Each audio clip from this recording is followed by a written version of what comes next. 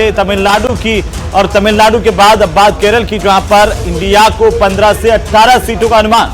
बिल्कुल, साफ तौर पर यहाँ पर तमिलनाडु में अगर हमने तस्वीर दिखाई कि किस तरीके से इंडिया गठबंधन आगे बढ़त बनाए हुए, क्योंकि पहले भी अगर पिछले चुनावों के नतीजों को भी देखें तो इंडिया गठबंधन यहाँ पर बेहतर और स्थिति में था, चूंकि डीएमके की अभी मौजूदा में सरकार बनी है राज्य में, दूसरी तरफ उनका कांग्रेस के साथ गठबंधन, तो तमिलनाडु में बेहतर किया गया। लेकिन केरल में भी यहाँ अगर हम तस्वीर देखें, केरल वायनाड से राहुल गांधी ने चुनाव लड़ा, और एक दिलचस्प बात यह भी कि आपके इंडिया गठबंधन में वाम दल आपके सहयोगी, लेकिन दूसरी तरफ अगर केरल में बात करें तो आप आमने सामने आ जाते हैं। तमिलनाडु में खुद डी राजा की बेटी वाम दलों की तरफ से राहुल गांधी के खिलाफ चुनाव मैदान में थी, और यहाँ पर अगर समग्र रूप से हम केरल की तस्वीर को देखें तो इंडिया गठबंधन यहाँ बेहतर करता हुआ नजर आ रहा है। केरल में हालांकि बीजेपी की बहुत अच्छी स्थिति नहीं, क्योंकि दक्षिण राज्य में अगर हम बात मोटा माटी तौर पर अगर करें तो वो बस एक कर्नाटक ही राज्य जहां पर बीजेपी सरकार बनाकर रही है, लेकिन कोशिश लगातार की गई केरल में वहां पर अपनी तरीके से बात ये आप ठीक कह रहे हैं रविंद्र, जैसे कि तमिलनाडु की आपने बात की, तमिलनाडु में चाहे बीजेपी और कांग्रेस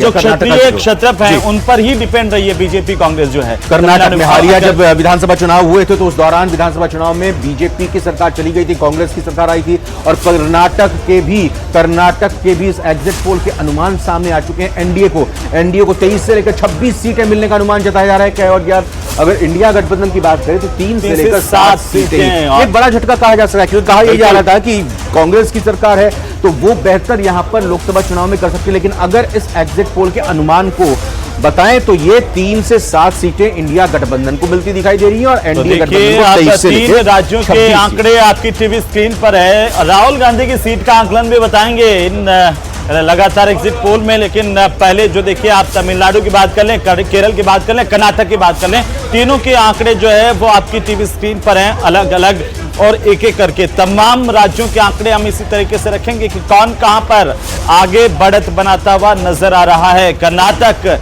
में इंडिया गठबंधन को 3 से 7 सीटों का अनुमान है, 28 सीटें हैं। रिएक्शन में अपने मेहमानों से ले लेते हैं, विंडो पे अभी मेहमान आएंगे और मेहमानों पे विंडो आने से पहले हम सवाल भी कर लेते हैं। पहली रिएक्शन मुझे लगता है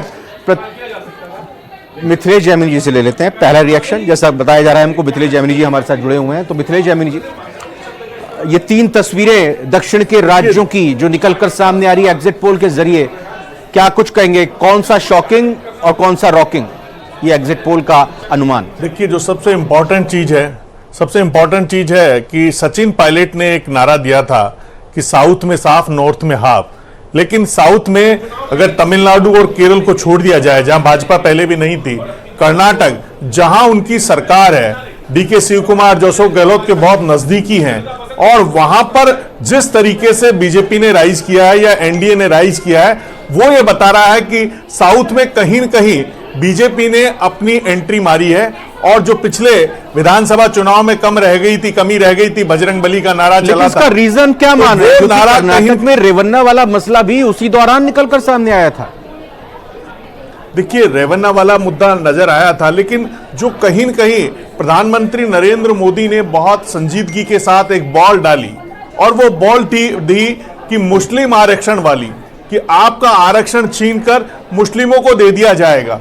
और उसके बाद में जो वहां पर लिंगायत समुदाय के जो बड़े नेता हैं, और जिस तरीके से उन्होंने उनके तमाम जो धार्मिक मठ है उन पर बीजेपी ने फोकस किया, और लिंगायत कम्युनिटी को बड़ी संख्या में जो विधानसभा चुनाव में उनसे टूट कर चली गई बिल्कुल साहब, और उसी का नतीजा है। और ज्यादा देखिए, अगर साउथ की हम बात करें, तेलंगाना के आंकड़े हमारे सामने हैं, हम वापिस आएंगे आपके पास लौट करके। एनडीए को 103 सीटें मिलने का अनुमान जताया जा रहा है रविंद्र।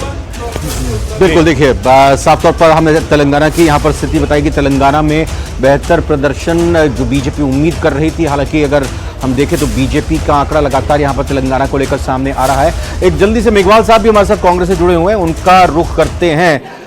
मेघवाल साहब, बहुत बहुत स्वागत आपका। ये बताइए, जो अभी स्थिति देखने को मिल रही है दक्षिण के राज्यों से शुरुआत करते हुए, तेलंगाना हो, केरल हो या तमिलनाडु, इंडिया गठबंधन बेहतर, लेकिन कर्नाटक में उम्मीद के लिहाज से वो स्थिति नहीं है। बात की जाए तो वहाँ पर सरकार और सरकार बनने के बाद चाहे महिलाओं के फ्री बस की बात रही हो, महालक्ष्मी हो, या उसके अलावा जो भी घोषणा पत्र में वादे किए गए थे वो सारे वादे पूरे हुए। अभी जिस तरीके से जयमिनी जी ने कहा कि लिंगायत का जो वहाँ विरोध था, वो विरोध आज भी वहाँ पर कायम है। जिस तरीके से वहाँ कर्नाटक में हमारी सरकार बनी, सरकार बनने के बाद जो बातें हुई और जो भाषण रहे माननीय प्रधानमंत्री जी के और अमित शाह जी के, उन भाषणों का वो इतना इम्पैक्ट वहाँ नहीं गया, क्योंकि वो ये बता नहीं पाए दक्षिण के राज्यों में कि हम यहाँ पर आप लोगों के लिए क्या करेंगे। आपने देखा कि किस तरीके से अमित शाह जी ने उड़ीसा में तमिलनाडु के खिलाफ बात करी कि कोई तमिल व्यक्ति उड़ीसा में आकर राज नहीं कर सकता। तो कर्नाटक के अंदर मैंने भी एक एग्जिट पोल का डेटा भी मेरे साथ है, मैं अगर उस डेटा को आपके डेटा से मिलान किया जाए तो बिल्कुल एग्जैक्ट वो डेटा बैठ रहा है और उसमें इंडिया गठबंधन की सरकार बनते हुए दिख रही है। तो कहीं ना कहीं जरूर ये बात आ रही है कि जो पायलट साहब ने कहा कि ये दक्षिण में साफ और नॉर्थ में हाफ होंगे, वो चीज बिल्कुल इसमें साफ नजर आ रही है। तो आप देखिएगा 4 जून को जो आपको नजर आएगा कर्नाटक में, आप मान के चलिए कि जो कर्नाटक के अंदर जो टोटल सीट है तकरीबन 28, उसमें से 25 से ज्यादा इंडिया गठबंधन जीतने वाली है। भरत जी, बराड़ साहब की एक टिप्पणी ले लेते हैं। बराड़ साहब, चुनाव विशेषज्ञ भी हमारे साथ है, एक छोटी सी टिप्पणी पहले बराड़ साहब की। बराड़ साहब, जो दक्षिण के आंकड़े हैं कैसे देख पा रहे हैं आप? दक्षिण में जो आंकड़े आपके सामने भी कर्नाटका के, तेलंगाना के आए हैं, इसके अलावा जब आंध्रा और उड़ीसा भी खोलेगा तो आपको पता चलेगा कि भारतीय जनता पार्टी बहुत अच्छे तरीके से साउथ में भी बढ़ेगी।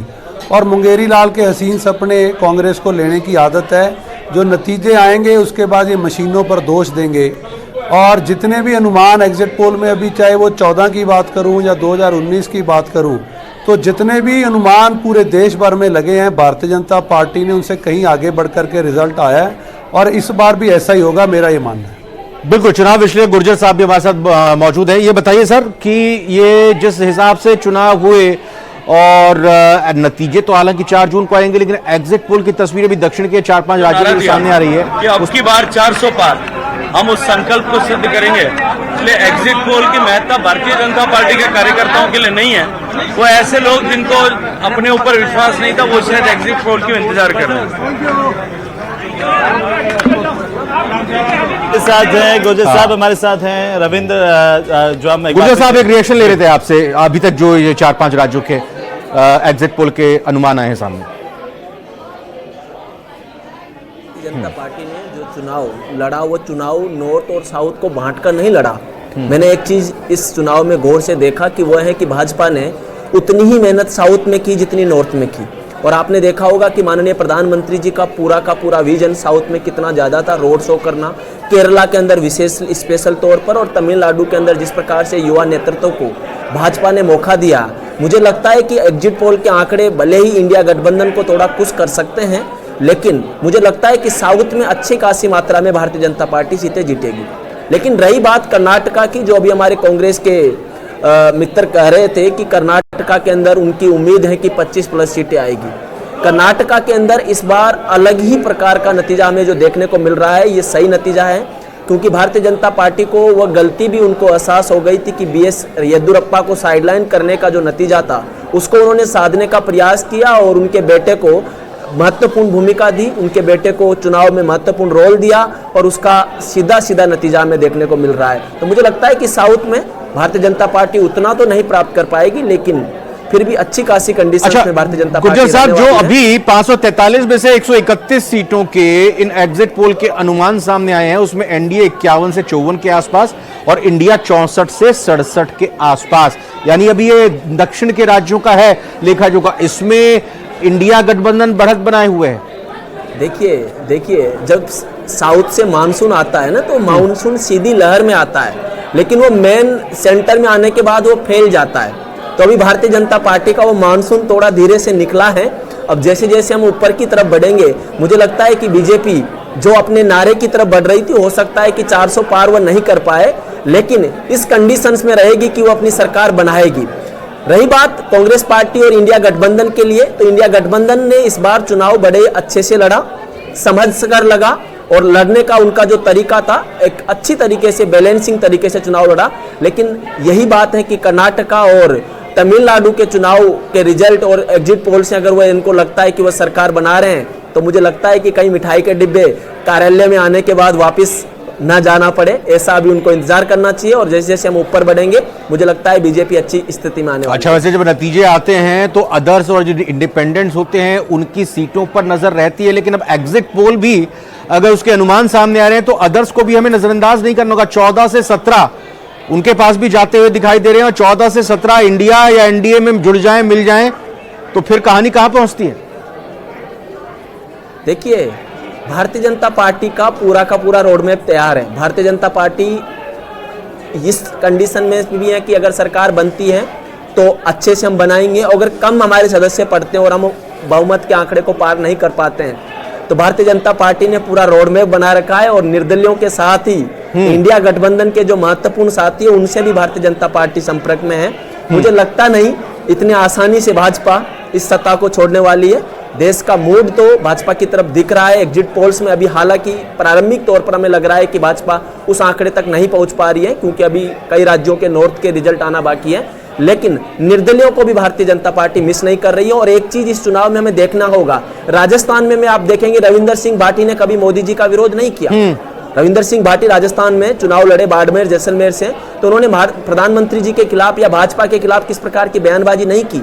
कहीं ना कहीं उनका इमोशनल टच इस राष्ट्रवादी विचारधारा के साथ है। और यही नहीं, कई सारे देखिए कराकाट से पवन सिंह चुनाव लड़ रहे हैं, कराकाट से पवन सिंह का कोई भी स्टेटमेंट आप प्रधानमंत्री मोदी या भाजपा के खिलाफ नहीं देखेंगे। तो कहीं ना कहीं ये इमोशनल टच है, चुनाव के बाद साध लिया जाएगा इनको। बराड़ साहब, जो अभी तक 131 सीटों की एग्जिट पोल के अनुमान निकलकर सामने आ रहे हैं, तो ये एक संकेत तो ये दे रहे हैं कि अब जो बाकी एग्जिट पोल के अनुमान निकलकर सामने आएंगे, जब क्लीन स्वीप करेंगे, पूरी तरह से सफाया करेंगे, तभी 400 पार जा पाएंगे। मतलब एनडीए तभी 400 पार हो पाएगा। बिल्कुल प्रचंड बहुमत के साथ भारतीय जनता पार्टी सरकार बनाएगी। अरे मैं इस एग्जिट पोल की बात कर रहा हूं सर। इस एग्जिट पोल के जरिए आप देखिए कि आपको 131 में से, जो मैंने पहले भी कहा, हाँ, एग्जिट पोल के नतीजों से हमेशा भारतीय जनता पार्टी का प्रदर्शन बहुत अच्छा रहा है। आप 14 और 19 के आंकड़े उठाएंगे तो आपको पता चलेगा। और इनकी जो तुष्टीकरण की राजनीति है उनको जनता समझ चुकी है। ये आंकड़े मात्र हैं, जो नतीजे 4 तारीख को आएंगे बिल्कुल प्रचंड बहुमत के साथ भारतीय जनता पार्टी पे और माननीय प्रधानमंत्री नरेंद्र मोदी जी पे पूरे देश ने विश्वास किया है और आगे भी बरकरार रहेगा। बिल्कुल। भरत जी आप बताइए, जो बराड़ साहब कह रहे हैं दक्षिण में खास तौर पर अगर हम बात कर रहे हैं, ये जो आंकड़े आ रहे हैं, चाहे वो तेलंगाना की बात कर लें, केरल की बात कर लें, या फिर जो है तमिलनाडु की बात कर लें, कैसे देख रही है कांग्रेस पार्टी ने? देखिए, बराड़ साहब शायद भूल गए हैं कि अभी जो बीजेपी है वो 443 सीटों के लगभग चुनाव लड़ रही है। और अगर 400 पार इनको चाहिए तो तकरीबन 90% का स्ट्राइक रेट होना चाहिए, यानी कि 90% हर राज्य के अंदर इनको सीटें जीतनी चाहिए। राजस्थान में ये सीट लूज कर रहे हैं, पंजाब में ये लूज कर रहे हैं, यूपी में लूज कर रहे हैं, मध्य प्रदेश में लूज कर रहे हैं, महाराष्ट्र में लूज कर रहे हैं। आप ये देखिए 8 से 10 से ज्यादा ऐसे स्टेट है जहां पर ये लूज कर रहे हैं। तो ये जो बहुमत का आंकड़ा 272 है वो भी पार नहीं कर पाएंगे। और आपने जिस तरीके से अभी दक्षिण भारत का दिखाया, आप देखिए 64 से 67 यानी कि तकरीबन 10 से 15 सीटें अभी इंडिया गठबंधन जो है वो ओपिनियन पोल में आ गए। और अगर ट्रैक रिकॉर्ड देखा जाए तो केंद्र के अंदर 5 बार भारतीय जनता पार्टी की सरकार बनी है, उसमें से जो भारतीय जनता पार्टी की सरकार 4 बार बनी है वो तब बनी है जब जो वोटों का प्रतिशत था वो बढ़ा। लेकिन इस बार आपने देखा कि वोटों का प्रतिशत पूरे के पूरे 7 चरणों में कम रहा। जो 2019 का वोटिंग प्रतिशत था, 2014 का वोटिंग प्रतिशत था, उससे डाउनफॉल जाता गया। और यहां तक कि वाराणसी में भी और अभी भी जो चरण हुए, रोशन के पास चलते हैं। हमारे संवाददाता इस वक्त हमारे साथ जुड़ चुके हैं सीधा। अविनाश गहलोत प्रदेश सरकार के मंत्री उनके साथ मौजूद हैं। अविनाश गहलोत आपके साथ हैं रोशन, और लगातार बीजेपी के जयपुर मुख्यालय में हलचल बढ़ रही है और एग्जिट पोल अब जिस तरह से सामने आ रहे हैं, राजस्थान का भी बेसब्री से इंतजार सबको हो रहा होगा। क्या कुछ हलचल चल रही है और अविनाश गहलोत जी क्या कहना चाहेंगे जो अभी तक एग्जिट पोल आए हैं सामने?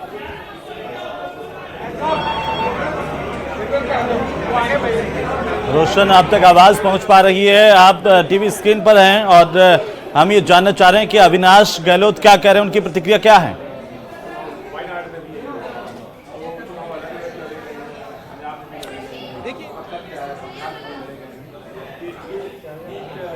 इस बार भारतीय जनता पार्टी 400 पार का जो नारा दिया है, क्या कुछ लगता है? एग्जिट पोल के नतीजे सामने आ रहे हैं, क्या कुछ कहेंगे? देखिए, 400 पार का नारा देश की जनता ने दिया है, राजस्थान की जनता ने दिया कि इस बार 25 सीटें फिर से लोकसभा की भारतीय जनता पार्टी जीतेगी। और 400 का नारा निश्चित ही 4 तारीख को 4 बजे के आसपास पूरा होगा और नरेंद्र मोदी फिर से देश के प्रधानमंत्री बनेंगे। देश की जनता मोदी के साथ में है। क्या कुछ लगता है इस बार जिस तरीके से एग्जिट पोल के जो नतीजे आ रहे हैं, कांग्रेस जो इंडिया गठबंधन है पहले इसने वॉकआउट किया, फिर से कहा जा सकता है कि क्या कुछ कहेंगे इनसे? देखिए, कांग्रेस और विपक्षी दल लगातार हार से हतोत्साहित है। दर्जनों बार जब राहुल गांधी जी को लॉन्च करने का प्रयास किया लेकिन सफल नहीं हुए। लेकिन नरेंद्र मोदी जी के पिछले 10 साल के अगर विकास के मॉडल को अगर हम लोग देखें तो देश की जनता ने स्वीकार किया है और मेरा ऐसा मानना है कि विपक्ष एक करारी हार के लिए 4 तारीख को जारी है। देश की जनता उनके खिलाफ में उन्होंने जो काम किया, देश की जनता उनके खिलाफ में है और मेरा ऐसा मानना है कि एक करारी हार इस बार विपक्षी होगी। राजस्थान की बात की जाए, जो 25 लोकसभा सीटें हैं उनको लेकर क्या कुछ कहेंगे? इसमें कोई शक नहीं है कि 25 सीटें हम लोग राजस्थान में जीतने वाले। लगातार तीसरी बार हम लोग 25 सीटें जीतेंगे और यहाँ के भारतीय जनता पार्टी का संगठन, कार्यकर्ता और 8 करोड़ की जनता ये चाहती है कि राजस्थान में प्रधानमंत्री मोदी को फिर से 25 सीटें देकर तोहफा दे, क्योंकि उन्होंने 10 साल में जो काम किया है वो विश्व के अंदर भारत का मान सम्मान गौरव बढ़ाया है। इस हिसाब से कहीं कोई शक शुबा नहीं है कि 25 से कम सीटें हम लोग जीतेंगे। कांग्रेस के पास में ना नीति है, ना नीयत है, ना नेता है, ना नेतृत्व है। ये एक ऐसी पार्टी हो गई है जो अपने परिवारवाद के कारण, तुष्टिकरण के कारण लगातार इसका पतन हो रहा है। तो मैं सोच रहा हूँ कि सबसे करारी हार इस बार होगी और मोदी जी को तीसरी बार प्रधानमंत्री बनने से कोई नहीं रोक सकता है। आज मंथन हुआ बीजेपी प्रदेश कार्यालय में, विस्तार से क्या कुछ कहेंगे? देखिए, हम कार्यकर्ताओं की, माननीय प्रदेश अध्यक्ष जी, मुख्यमंत्री जी और केंद्रीय नेताओं ने जो प्रवासी के तौर पर अभी लोकसभा चुनाव में विभिन्न प्रदेशों में गए हैं, उनका ये साझा जो अनुभव थे उनको हम लोगों ने बताया है और हमने जो काम किया है विभिन्न प्रदेशों में उसके बारे में फीडबैक लिया गया। एक सामान्य सी प्रक्रिया है। संगठन का कार्यकर्ता होने के नाते प्रदेश अध्यक्ष से लेकर मुख्यमंत्री से लेकर कार्यकर्ताओं ने अपने साझा बयान किए। तो ये सोचता हूँ ये पार्टी का ही संगठन है जिसके कारण लगातार जीत भारतीय जनता पार्टी के खाते में जाने वाली है। लास्ट एक मेरा सवाल, एग्जिट पोल के अंदर आप क्या कुछ आंकड़े बता रहे हैं? आपका एग्जिट पोल क्या कहता है? देखिए, एग्जिट पोल कुछ भी कहे, एग्जिट पोल लगभग सब भारतीय जनता पार्टी के साथ में है और जब 4 जून को गिनती होगी, मतगणना होगी, उसमें एग्जिट पोल की जो गणना है उसके बढ़ करके हम लोग जीतने वाले हैं और पहले से ज़्यादा भी मार्जिन होगा और हम लोग क्लियर मेजॉरिटी के साथ फिर जीतने वाले हैं। तो देखिए रविंद्र, ये थे हमारे साथ मंत्री अविनाश गहलोत। इन्होंने कहा है कि राजस्थान में एक बार फिर से भारतीय जनता पार्टी है जो हैट्रिक लगा रही है। कुल मिलाकर बीजेपी इस बार फिर से दावा कर रही है कि जो भारतीय जनता पार्टी है वो 400 पार करेगी। लेकिन देखना ये होगा कि जब 4 जून को नतीजे आएंगे तो क्या कुछ नतीजे रहने वाले हैं। रविंद्र, बहुत बहुत धन्यवाद, बहुत बहुत शुक्रिया। तो यहाँ हमारे सहयोगी रोशन शर्मा ने मंत्री अविनाश गहलोत से बात करके उनको सुना आपने भी कि उनका ये पूरा दृढ़ विश्वास है कि सारी की सारी सीटें उनके पास आने जा रही हैं। भरत मेघवाल जी, मैं आपसे समझना जानना चाहूंगा, वैसे तो हम सभी से कोशिश करते हैं कि पूछें, राजस्थान का इंतजार एग्जिट पोल का जनता को भी है, आपको भी है, लेकिन आपका अपना एग्जिट पोल क्या कहता है? राजस्थान में कांग्रेस की कितनी सीटें आ रही हैं और कौन कौन सी? देखिए, निश्चित तौर पर राजस्थान में अगर बात की जाए तो चाहे चूरू हो, झुंझुनू हो, सीकर हो, सवाई माधोपुर है, दौसा है। दौसा में हमने देखा कि किस तरीके से किरोड़ी लाल मीणा जी ने कह दिया कि मैं मंत्री पद को त्याग दूंगा। फिर उन्होंने एक स्टेटमेंट दिया कि मुझे 7 सीटों की जिम्मेदारी दी थी, अगर 1 सीट भी अगर हम हार गए तो मैं उसको अपने मंत्री पद को त्याग दूंगा। भरतपुर सीट को आप ले लीजिए, बाड़मेर को ले लीजिए, जो सीटें हैं इन सब सीटों में कहीं ना कहीं यह है कि कांटे की टक्कर है और भारतीय जनता पार्टी को यहां से पता है कि वो लूज होते जा रहे हैं। क्योंकि उसका सबसे बड़ा कारण आप देखिए, जो प्रदेश के बड़े नेता थे, चाहे वो पूर्व मुख्यमंत्री वसुंधरा राजे जी रही, वो नदारद रही। अगर जाट समुदाय की बात की जाए तो भारतीय जनता पार्टी में जो सतीश पूनिया जी थे उनकी अवहेलना की गई, उनको प्रभारी लगाकर पंजाब भेज दिया गया और फिर यहाँ पर जो राजस्थान में जरूरत थी वहां ये आए नहीं। राजेंद्र राठौड़ और जिस तरीके से चूरू में जो राहुल कसवा जी थे उनकी जो अदावत रही, वो अदावत का भी वहां पर कितना बड़ा फैक्टर रहा वो देखने को मिला। तो कहीं ना कहीं राजस्थान में भारतीय जनता पार्टी को यह अनुमान है कि वो जो इस बार हैट्रिक की बात कर रहे थे, 25 से 25 सीटों की बात कर रहे थे, वो दूर दूर तक नजर नहीं आ रहा। और इस बात को अमित शाह जी ने भी जब यहाँ होटल ललित में इनकी प्रेस कॉन्फ्रेंस थी उसमें भी इन्होंने कहा कि हो सकता है राजस्थान में 25 से 25 सीटें ना जीते लेकिन हम सरकार बनाएंगे। तो निश्चित तौर पर देखिए, मैं आपको भी पहले ये कह रहा था कि 443 में से जो 90% स्ट्राइक रेट का आंकड़ा था वो राजस्थान में ही नहीं पूरा हो पा रहा, मध्य प्रदेश में पूरा नहीं हो पा रहा। तो ये इस बार सरकार बनाने की स्थिति में नहीं है। नागपुर में भी हमने देखा कि किस तरीके से आरएसएस ने इनसे अपना हाथ छीन लिया, और अंदर खाने कहीं ना कहीं ये बात जरूर चल रही थी कि इस बार जो आरएसएस है वो भी भारतीय जनता पार्टी के साथ नहीं है, क्योंकि जो तानाशाही प्रवृत्ति माननीय प्रधानमंत्री जी ने अपनाई थी उसका ये परिणाम रहा कि जो वोटिंग का प्रतिशत पहले चरण में कम हुआ, राजस्थान में दूसरे चरण में भी अथक प्रयास किए गए इलेक्शन कमीशन के द्वारा, लेकिन